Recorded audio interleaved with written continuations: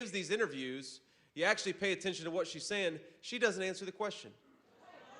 You know, they'll say, Kamala, what's your plan to lower inflation? And she'll say, well, when I worked at McDonald's, I really liked making hash browns.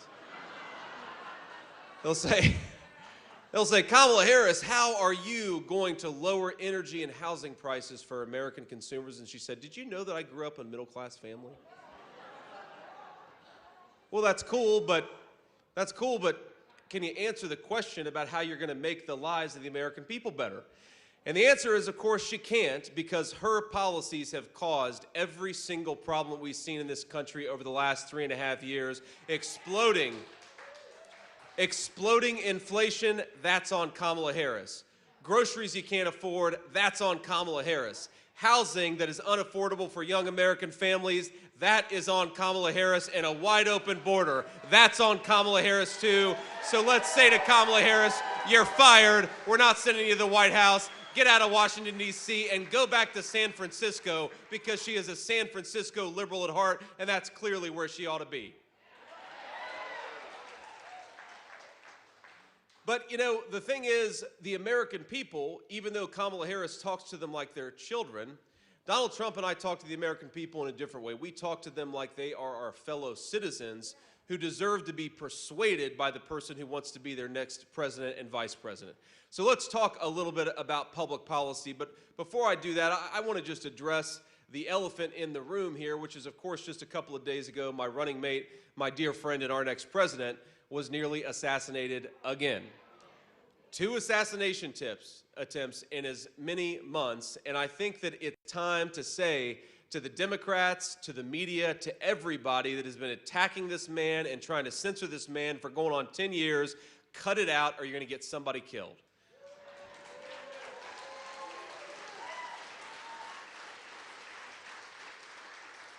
Now, I actually, of course, heard about the news before almost anybody else. I was sitting at home with my son, and we were doing, you know, what we always do when my wife's not around. We were playing video games. You know, we get that like 1 hour. All right, we can play video games, and then before Mom comes back, we got to cut that crap out. Sorry, honey. I just told on myself. But we're sitting there, and I get a phone call. It says Donald J. Trump, so I answer it. And he says, JD, you won't believe it. They just tried to do it again. I said, what did they try to do? He said, well, they just tried to shoot me again. And I said, what? No way. You know, I almost couldn't believe it when he first told me, and I said, oh my God, sir, I'm so glad you're okay, but, you know, you're physically okay. Clearly, you wouldn't be calling me. Are you okay in all the ways that matter? And he said, yeah, I'm doing fine. And that's just who he is. He just gets shot, almost shot a second time, and he's totally fine. He was a little annoyed about one thing, though. You know, he was mad because he was on the 6th hole, and he was about to make a birdie putt. And he said, I'm kind of pissed off they wouldn't let me finish my birdie. I was having the round of my life, and I said, well, okay, sir, I think it makes sense, though, that they got you off the golf course. But, you know, it goes to show there is a difference in leadership style. There is a guy who takes a bullet to the head and stands up and says, fight, fight, fight. There is a guy who takes a second almost assassination attempt and responds to it with grace and good humor. And then there's a woman who is terrified of the American media. Who do we think ought to be the President of the United States? Donald J. Trump.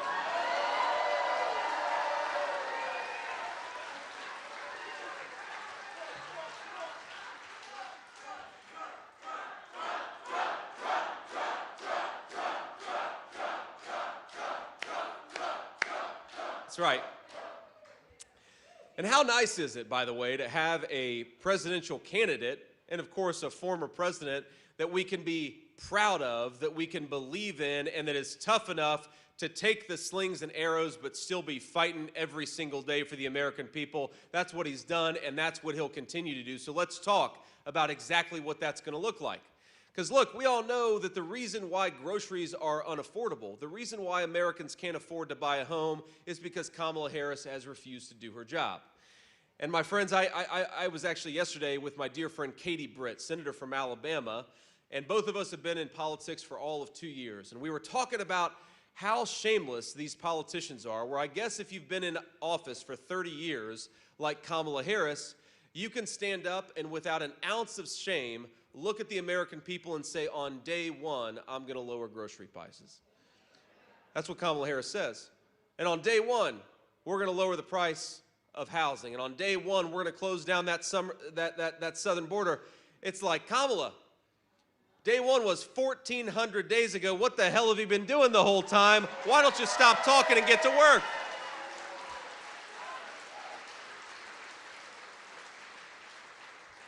Let's just compare and contrast the specific policy, because the American people deserve to have people who are going to talk about the public policies that are going to make their life better. Kamala Harris cast the deciding vote on the Inflation Explosion Act. It's the biggest driver of inflation in the United States today. Kamala Harris cast the tie-breaking vote for it. And of course, when Donald J. Trump was president, inflation was 1.5%, and wages were going up. When Kamala Harris became the vice president and the border czar, she said, we're going to suspend all deportations. We're going to decriminalize all illegal immigration, and we are going to stop Donald Trump's wildly successful Remain in Mexico policy. That flooded the United States with a ton of illegal immigrants, and you know what those illegal immigrants did? They compete with Americans for scarce homes. And the Donald J. Trump plan is that American housing ought to go to American citizens, not people who shouldn't even be in this country to begin with.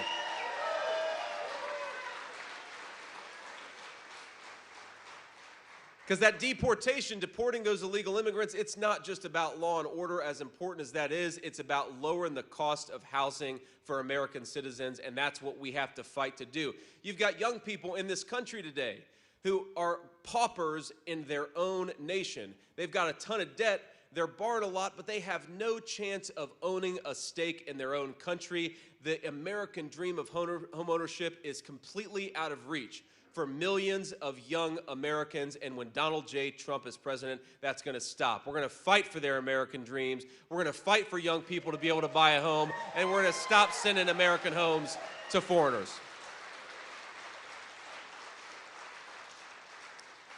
Now, we all know in the great state of Michigan that the most important driver of inflation is energy, right?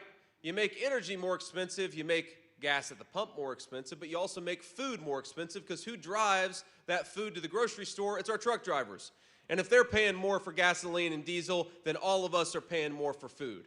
And if they're paying more to send construction materials and lumber at the construction site, then we're all paying more for housing. The number one thing we've got to do to get control of this crazy inflation and drive down the cost of everything is to unleash American energy. Drill, baby, drill.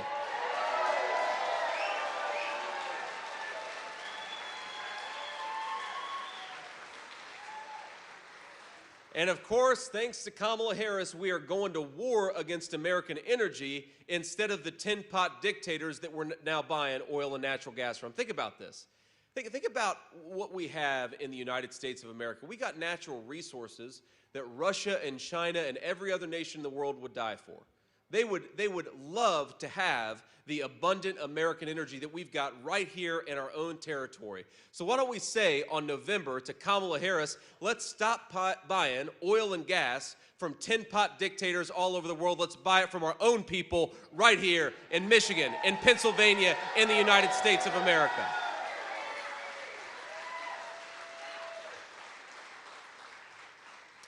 And here's what Donald Trump is going to do. On day one, we are going to unleash American energy once again.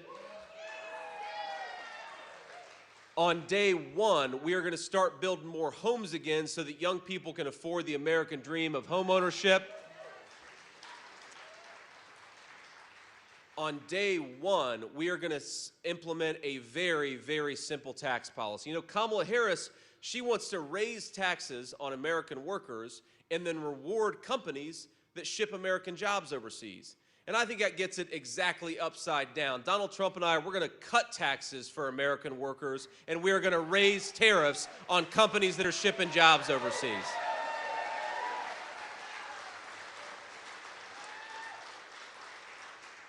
And all of this, my friends, it's going to do so much to lower the cost of goods. It's going to make our country more prosperous. It's going to make our country more free. You know, we got to get out of this mindset, the Kamala Harris mindset, that we can rely on other countries to make the things that we need.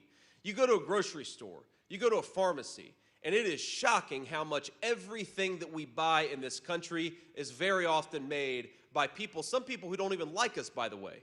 You know, 95% of the ibuprofen that we take in this country, you know where it's manufactured? China. You know where a lot of the antibiotics that we put in the bodies of our children are manufactured? China. Now, Kamala Harris is trying to make us buy more and more Chinese-made electric vehicles. This is the greatest auto-producing state in the whole country, which makes it the capital of the great American automobile. Let's buy more cars in Michigan, not in some foreign country. And of course, we know that when we buy American, when we make American, it leads to higher wages, it leads to lower prices, and it leads to more self-reliance. Donald Trump wants young Americans wage when they do a good day's work so that they can live the American dream. Kamala Harris wants to ship everybody's job off to China and then turn them into welfare dependents. That is not a path to prosperity. That is a path to slavery, and it's what Kamala Harris has been doing for 3.5 years.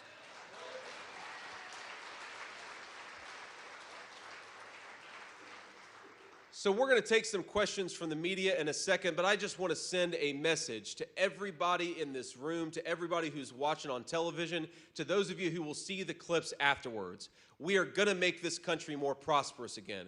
We're going to make the American dream more affordable again. We are going to make America great again, and it's going to start right here in the state of Michigan. God bless you guys. Thank you for having us, and thank you for doing what you're doing.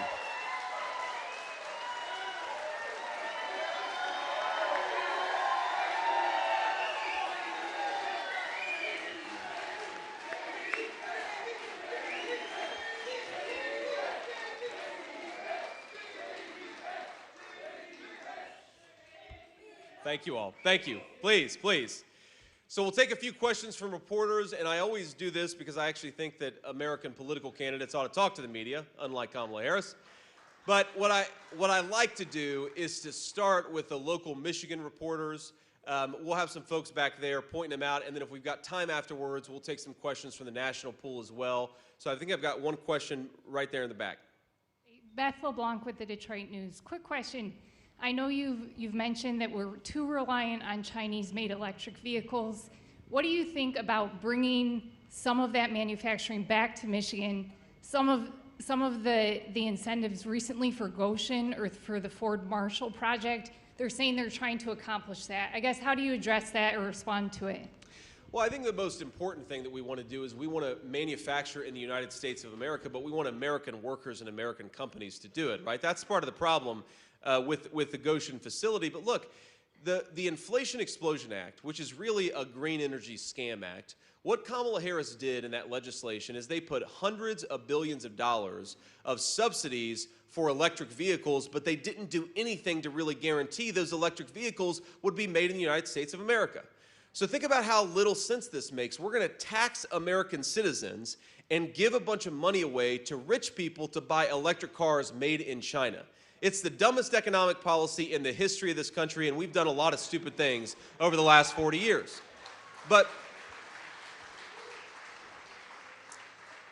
the crazy thing here is you could have a totally different approach to economic policy, and that's what Donald Trump did. That's why his economic policies worked so well, and that is his plan for what to do again. Now, Kamala Harris, it's so funny to me. She keeps on talking about how she's got a plan to fix all these problems. And like I said, the obvious question is, well, if you've got this great plan, why don't you do it right now? You're the vice president right now. Go do something with all that power the American people gave you. The second point I make is she says she has all these great plans. Well, what are they? Because every time she talks with any detail, which is very rarely, about her policy, she just sounds like Donald Trump. She copies it's like she went on President Trump's website and copied every single one of his viewpoints, even though she's governed the exact opposite. And this is a person who said she wanted to ban fracking, and now she says she supports fracking. This is a person who said that she wants a secure border, even though her policies opened up the American southern border. She wants to support American energy, even though her policies, she's gone to war against American energy. You know, Kamala Harris and what she says and how she's governed are two totally different people. We've never had a faker, more fraudulent person run for president of the United States, and we got to remind people of that every single day.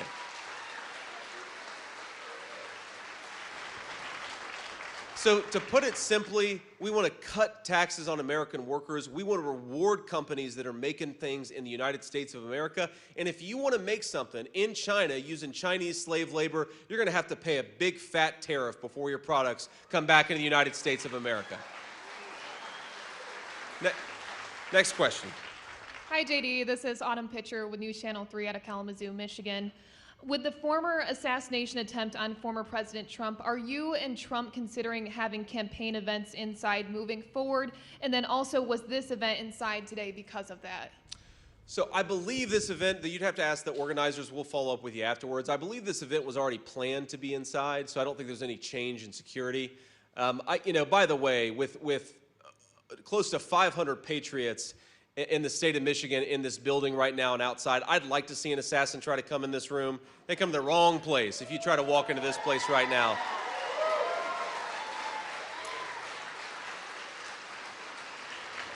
And while we're on that topic, by the way, I know we've got a couple hundred people outside. I want to give them a shout out. I'm sorry you couldn't make it. I'm sorry we hit capacity, but God bless you guys. I know you can hear me. You can't see me, but I'm grateful to you. But look, fundamentally, there's some risk inherent in this. I think the president has showed this, and I think that I'm trying to follow his example, which is when an assassin tried to take him down in Butler, PA, just about 6 weeks ago, he didn't hide in a basement. He didn't run away from the American people. He said, you know what? I want to be the people's president, so I got to get out there and talk to him. And that's what I'm going to keep on doing. And yes, there are some risks related to the Secret Service detail. I thank these guys every day for what they do. God bless you.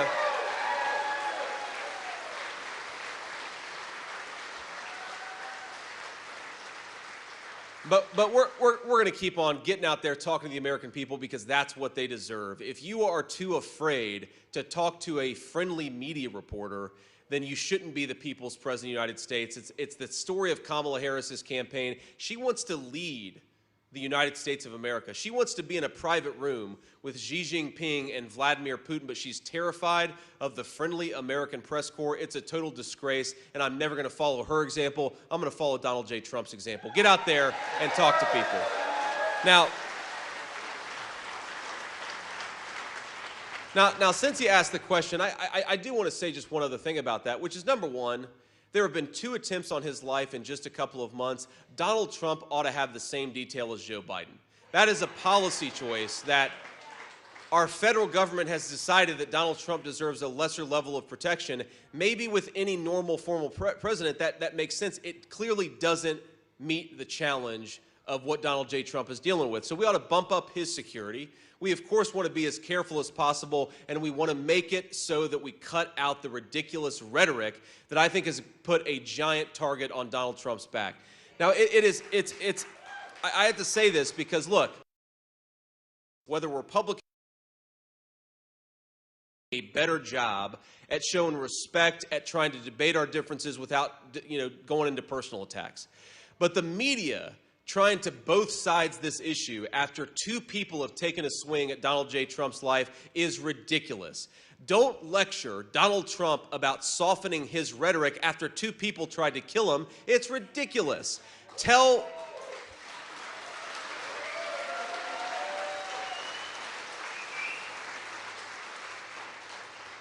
Kamala Harris, tell Joe Biden, tell all of her surrogates who are saying things like Donald Trump needs to be eliminated, they need to cut that crap out or they're going to get somebody hurt. In fact, they already did get somebody hurt. Corey Compertori lost his life. 2 other people nearly lost their lives in Butler, PA, because these guys have let the rhetoric in this country get totally out of control. I don't believe in censorship. I don't believe in trying to shut people up. I believe in debating people. But what these guys have tried to do every single time they get an opportunity, they want to throw them in prison. They want to kick them off social media. They want to do everything that they can to silence Donald Trump, and they send that signal with every action that they take. Well, if you're trying to silence Donald Trump and you're sending the message, we have to do everything that we can to silence Donald Trump, a crazy person is eventually going to take that message to heart. Thank God nothing truly tragic has happened to Donald Trump.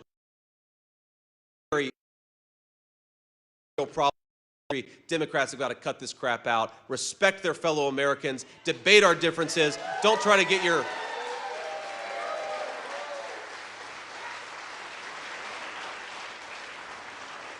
Don't try to censor your political opponents, because censorship will eventually lead to political violence. We've seen that now twice in the last couple of months, and I hope Democrats learn the lesson. Next question. Hi, Senator. Riley Connell with WLOS News 10 in Lansing. You spoke a few moments ago about some of those day one tax cut plans for the American people. Can you talk a little bit more about what that plan might look like, what it might look like for folks in Michigan, some of those plans to cut costs for folks maybe right here in the audience? Yeah. Well, first of all, Kamala Harris has said explicitly that she wants to raise your taxes because she wants to let the Trump tax cuts expire, and we know that the people who benefited the most from those tax cuts were working and middle-class Michiganders, people in this room. So Kamala Harris is actually promising a massive tax increase. I talk to the president about this all the time. It's funny, normally politicians, even if they don't mean it, they'll go around and Kamala Harris will say, well, I'm going to cut your taxes. Well, she's actually saying we're going to let the Donald Trump tax cuts expire. She's explicitly running on a promise to raise taxes. It's the dumbest political move, but it will tank this economy and will make life even more unaffordable for Michiganders. It's a disaster, and that's why we've got to renew those tax cuts. But when we talk about prices, this is very, very important. The Kamala Harris administration has implemented about $900 billion worth of regulations in this country. And who do we think that falls on? The people in this room, people all across the state of Michigan. They're the ones who suffer when you create $900 billion worth of regulations. Who suffers when you jack up the cost of energy to a level it's never been before in this country? It's everybody, because everything requires energy, right? So when you increase the cost of energy, you increase the cost of housing, you increase the cost of food, and you, of course, increase the cost of people's utility bills. And all those things have, as everybody in this room will attest, all those things have gone up because of Kamala Harris's policies. We could lower prices on day one if we just unleashed American energy. It's the most important thing that we can do to make life more affordable in this country. Donald J. Trump and I are going to do it, and it's actually simple. Because sometimes public policy is complicated, but sometimes all we have to do is undo the regulations on American energy started by Kamala Harris. We do that, life will become more affordable for the people in this room and all across the state. We've got to do it.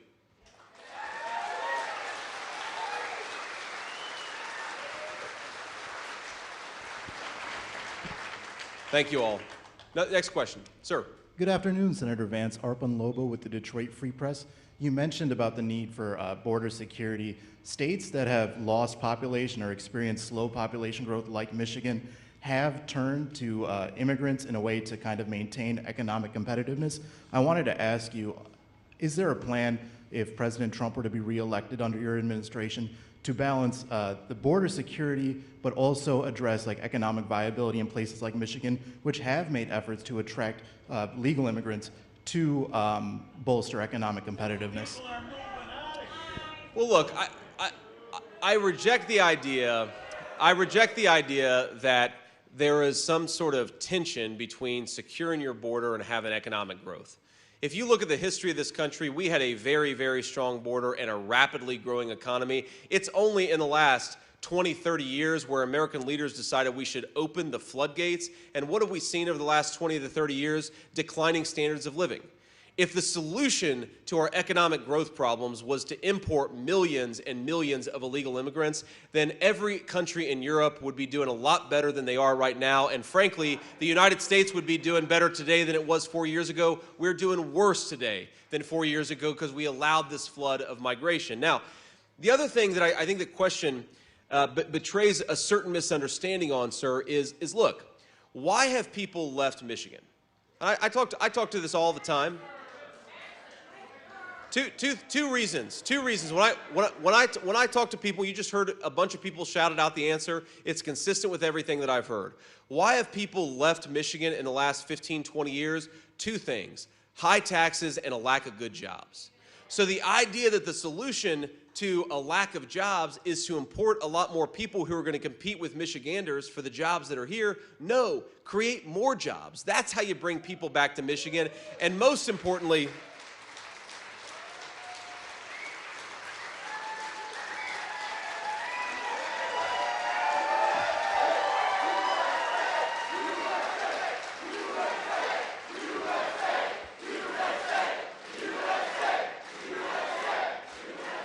thank you. I thought that was a pretty good answer. I didn't think it was a very good answer. That was a hell of a response to that one. But one other just point on that question, sir, is look, we in this country have run an experiment of importing millions and millions of people instead of building economic development right here at home. And I think it's a huge mistake, and we've got to go in the other direction. There are a lot, I'm sure, of parents and grandparents in here who love this community, who would like their children to be able to get a good job and start a family in this community, not to have to move either to Detroit or more likely completely outside the state just to have a good opportunity and a good life. The only way to do that is to promote economic development in our rural areas, let our farmers do what they need to do, and build more manufacturing in the United States of America.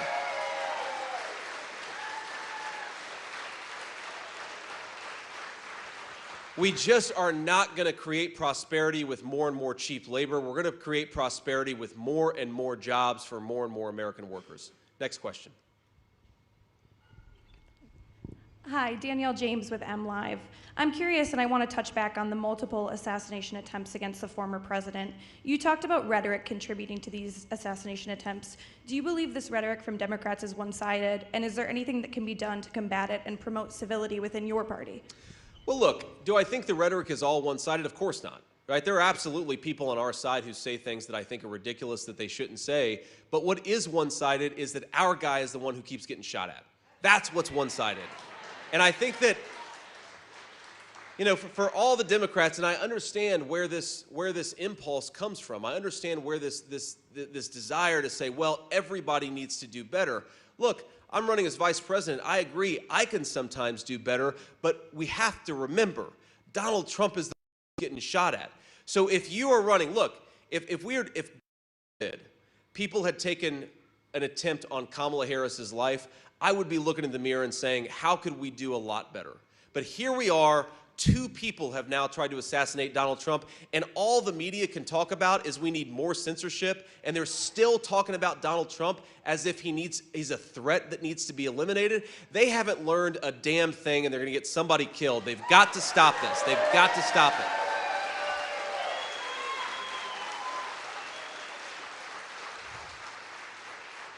Sir.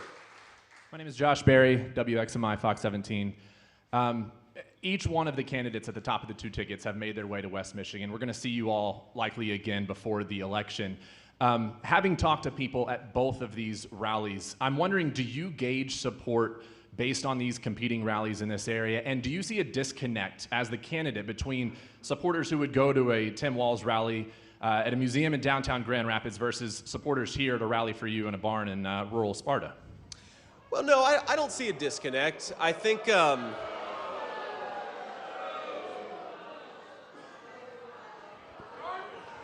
there's nothing wrong with having a rally in a barn, right?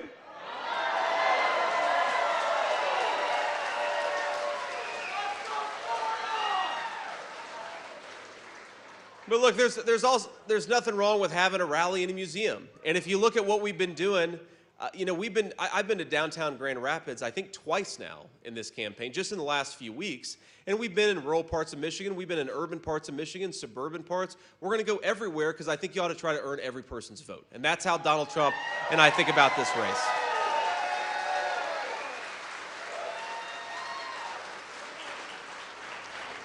Now, look, you know, I'm a realist about politics. Any campaign, there's 2 things you're trying to do. You're trying to persuade swing voters, right? People who haven't yet decided.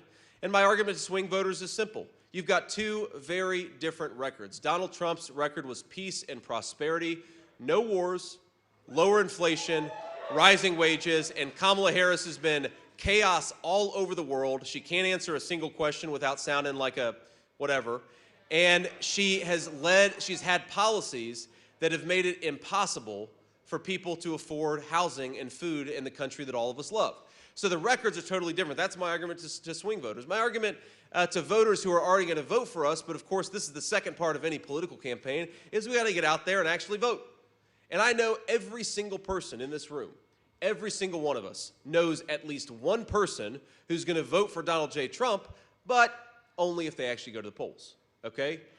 Every single one of us has a responsibility to call that person, to offer to drive that person, and make sure that every single one of us gets out there and makes our voice heard on November 5th. That's what we have to do. Or before November 5th, right? Because we know that Democrats have beaten us in early voting for a long time. I don't like the idea that we have election season. I think we ought to have election day in this country, but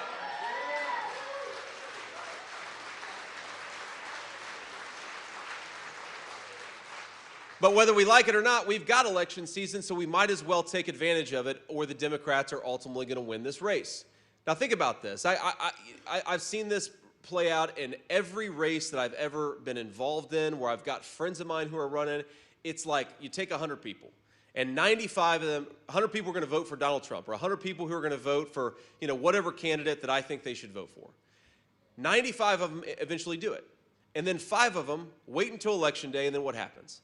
Well, mom gets sick, so you got to go and take her to the hospital. Or the kid, you got to go pick him up from school. Or maybe something comes up at work unexpected, and you're there too late, and you don't get an opportunity to make your voice heard. We've got to take advantage of every single thing that we have, and I know Pete Hoekstra will talk about this, has talked about this. We have got to get out there and make our voices heard. Now, I'll tell you, a Senate colleague, one of my favorite lines from any other political figure is he'll go in front of audiences and say, look, I want every single one of you to get out there and vote 10 times. And people get kind of uncomfortable. They sit and sort of shuffle their chairs a little bit. They laugh a little bit. Well, we're Republicans. We don't vote 10 times. We only vote once. Well, here's the way to legally vote 10 times. Take yourself to the polls, but take 9 other people to the polls too. And that's what all of us, I encourage you, all of us to do.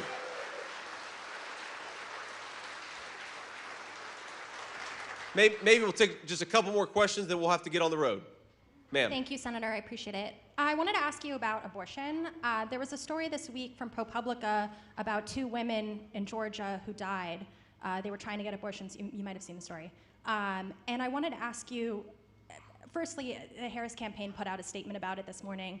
I wanted to get your thoughts about the women. And then I also wanted to ask you policy-wise, if you see a role that the Trump administration can play in instances where states have abortion bans that limit or allow women who have medical reasons to get abortions, in this what the federal government can do in this instance. Well, I haven't seen the story about 2 women. I saw a story about 1 woman in Georgia, and maybe it's the same story. I assume that that's at least half of the story. And I mean, look, my initial reaction to it is what an unbelievable and terrible human tragedy. I mean, you've got this beautiful young girl, beautiful young child, and this boy's mom has been taken from him. And I don't know that any person in this country would say that's anything other than a terrible tragedy. She should be with her son. She should be still with us. And it's a terrible, terrible thing that she isn't. Now, I will also say that we have to remember that these things are extremely complicated. And I don't know the full details of exactly what happened, but one of the reasons why every single person, whether they're pro-life or pro-choice in this country, I've never spoken to a single pro-life person who doesn't believe in exceptions to cover this exact scenario. Where you have a pregnancy that is endangering a woman's life, it is a terrible, terrible tragedy, but you've got to let that woman make the decision that makes the most sense for her. It's called the life of the mother exception. Every single pro-life person, even people who are very, very hardcore on the pro-life issue, they believe in a life of the mother exception. So I'd like to learn a little bit more about this case and understand the details a little bit better, but it's an unspeakable tragedy. It should never happen in this country, and that's why we believe on the pro-life side in the life of the mother exception.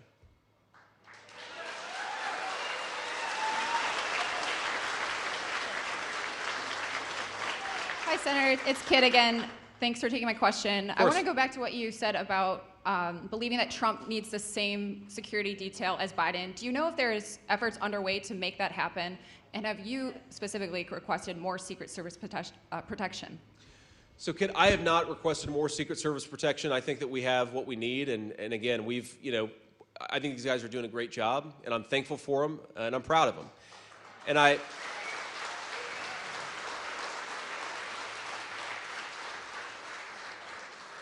Now, sometimes I wish they would drive a little bit faster. I mean, these Secret Service agents, they drive like Miss Daisy, and I'm trying to see, well, I got Matt to laugh a little bit here. But they do not go faster than 68 miles per hour on the highway. I'd like to change that, kid. But otherwise, no changes to my Secret Service detail. But in terms of what's going on with President Trump, I do not know, to be clear, whether the president, meaning President Trump, has requested additional protection.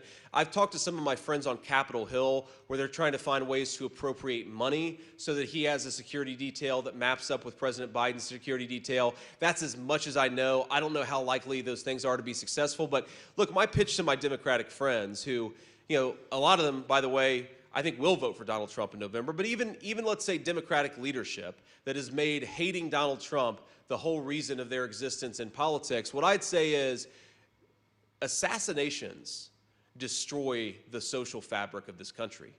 I mean, we're very proud on our side to have the support of Bobby Kennedy Jr., and he's a great guy. I've gotten to know him very well over the last few weeks.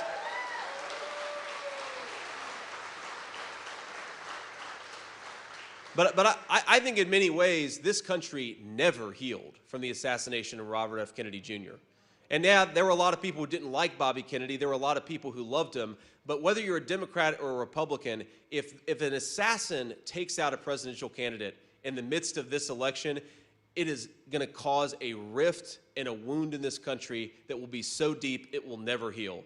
So we cannot let this happen. We cannot let another person take a credible shot at Donald Trump's life.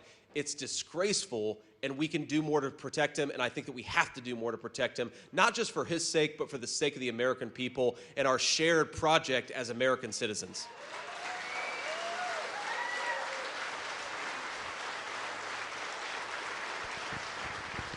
So let me leave you with just this final thought here. And again, thank you all for being here.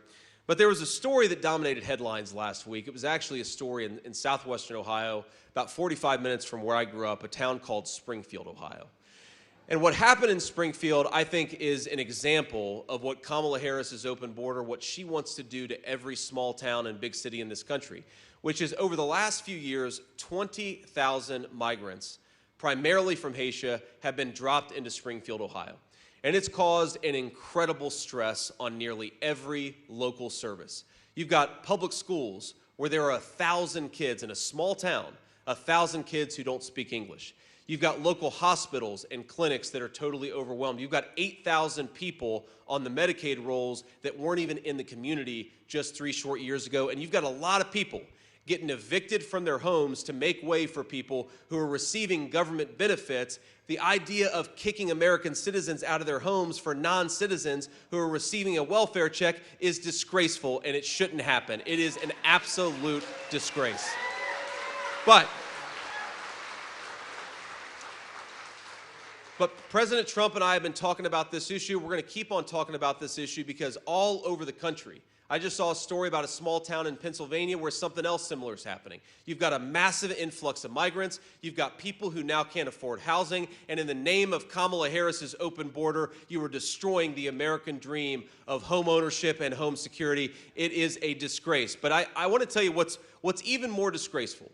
What's even more disgraceful than the policy is the effort to silence the residents of Springfield. I've seen this from the American media, a lot of people who pretend to be fair journalists. You know what they've been saying? For the last few days, Springfield has been experiencing an unbelievable number, something like 35, 40 bomb threats in Springfield in just the last few days. And you know what the governor of Ohio came out yesterday and said? Every single one of those bomb threats was a hoax. And all of those bomb threats came from foreign countries. So the American media, for 3 days, has been lying and saying that Donald Trump and I are inciting bomb threats, when in reality, the American media has been laundering foreign disinformation. It is disgusting. And every single one of them owes the residents of Springfield an apology.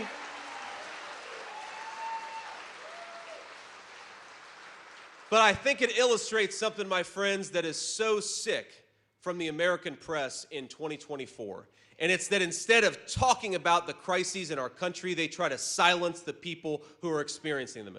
Because their message in talking about these bomb threats and in lying to the American people and saying they came from me and Donald Trump, what they're doing is trying to shut all of us up. They're trying to say, how dare you, citizens of Springfield, complain about this migrant inflow because now these bomb threats are happening. How dare you complain about the fact that you can't afford housing? How dare you complain about Kamala's open border? The media conspired to shut American citizens up. They owe every single American an apology, and they ought to...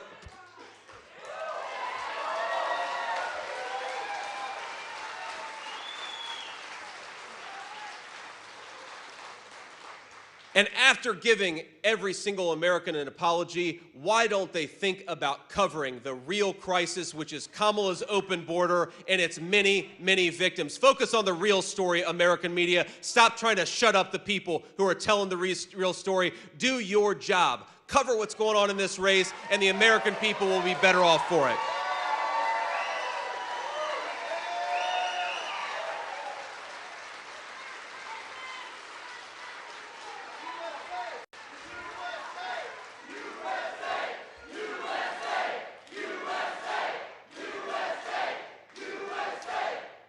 So, with gratitude